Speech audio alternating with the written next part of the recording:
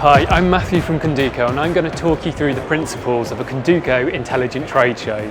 The first thing you do when you want to come to an event like this is you'll register online. They'll ask for your email address, your contact details and your interests.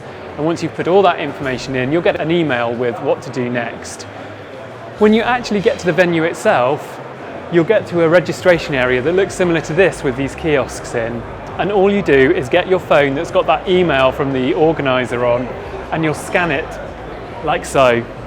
And what's going to happen is your badge is going to print from here and you'll end up with a smart badge that looks like this. And it basically has a smart chip included in it, which means you can go and explore the exhibitors and see who you want to see, when you want to see them. So let's go and see what it's like in practice. Follow me. The most important thing about when you get to a trade show like this is that you have a great time and see as many exhibitors as possible. And getting information from those exhibitors is super simple. You just use your smart badge with any of the readers you see around the show to exchange information. You hold it close to the reader, you'll get their marketing information and they will get your contact details. Let me show you how it works. So all you do is walk up to any of the readers that you see, you simply hold your badge next to the reader, you'll see a blue light that comes on telling you that the interaction was successful.